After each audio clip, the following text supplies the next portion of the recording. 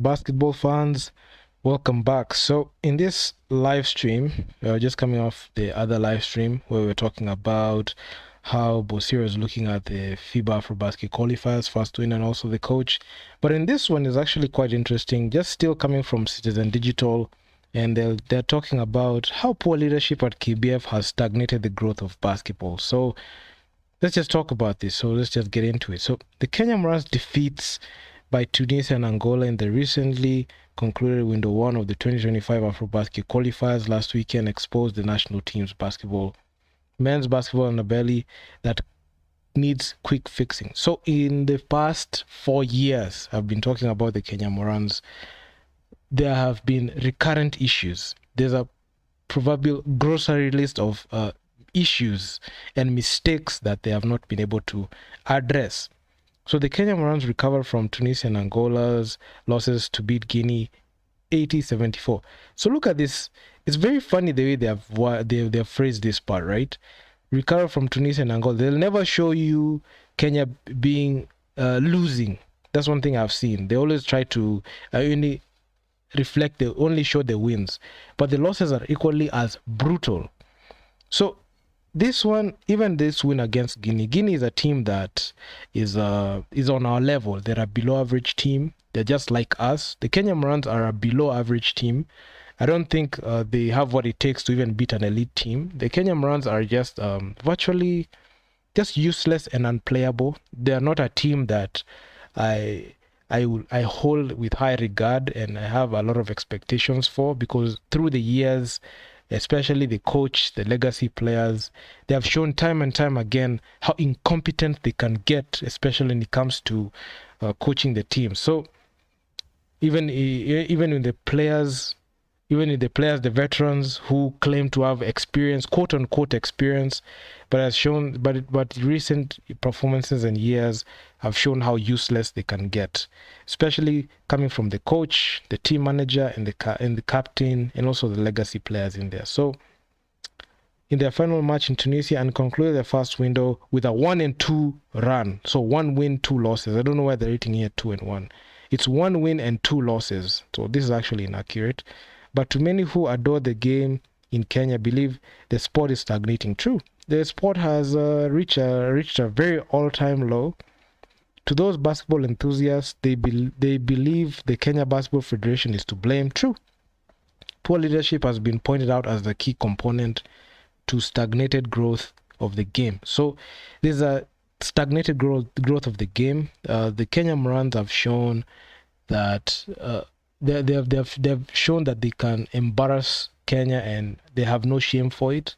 KBF do not even feel embarrassed for what they do. The Kenya Morans management they're not even embarrassed to come out and even apologize to the fans and the stakeholders for a poor performance.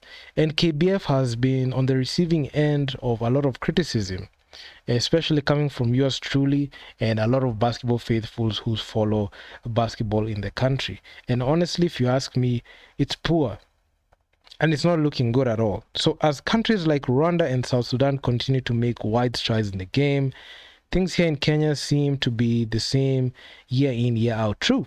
You can see Rwanda, what they're doing. They've just renovated a new arena. Even I posted it on Instagram and Facebook. You could see they have the BK Arena, a very state-of-the-art arena. They're doing a lot of things for Waba. They're getting gigs when it comes to hosting the BAL playoffs. They have their Bet Power playoffs. They also hosted Zone 5, which was actually exemplary. They did use the Kigali Arena, the BK Arena, but you could see what they were doing. And South Sudan are the top. They're the top nation in the continent when it comes to basketball. They have shown what they can do, especially under very good leadership under Luol Deng, and he also got re-elected, and he'll serve another 4 terms. So you could see what they're doing, and they're en route to the Olympics, not to mention that. And basketball in Kenya has just has regressed, and there's no team in Eastern Africa that Kenya has a chance in beating. We can't beat any single team in East Africa. A lot of people try to hold Kenya in high regard in basketball, but honestly, the men's team have been very frustrating. The women's team, they try, but we all know that they choke when the pressure comes in. So yeah, teams in Kenya are still struggling with fixtures and venues to play their matches, while winners of the league go home empty-handed despite paying a participation fee and using a lot of resources in participating. So when it comes down to this point, the team struggling with fixtures, rogue TMs, the cartels inside KBF are the reason as to why we won't be able to like get good fixtures in due time for games. And the money teams that have a lot of money, dictate how they want to play. They are the ones who control the fixtures alongside the rogue TMs. Teams that have no money have no say. Teams that have money make the decisions for the team. And you'll notice this as KPA and Equity and the Equity Bank Hawks, when KPA, the Dockers women's team, they were flying. They went to Alexandria to play. They went to Rwanda to play. You could see they carried a couple of KBF officials. So they're under their pocket. Even the Nairobi City Thunder, I'm pretty sure they have a couple of KBF officials in their pocket, in their payroll. So then these are allegedly, I'm not saying this is true, but I feel like there's a direct correlation to how their games are called and their fixtures and how and how the things are, especially when it comes to like how they are handled.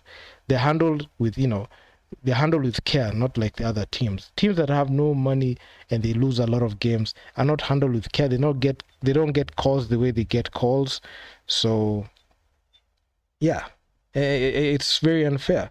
So the Secretary General, Angela Luchivia, came out with an interview late last year, saying that she's going to fix the fixtures issue in a month. And she lied on Citizen TV, on national television. And I covered it on this channel, just exposing the lie. And even when I confronted her on a Twitter space, she was a deer in headlights. So while the winners go home empty-handed, true. I mean, it's only a trophy. Like, it's just metal. It's just an empty cup that you win, and a ticket to Bal, where we have a reputation of choking and laying eggs there. So yeah, I mean, and also like paying the league fees. I mean, this is the KBF management and the front office, the governing body, have literally failed to create like a revenue structure for the league.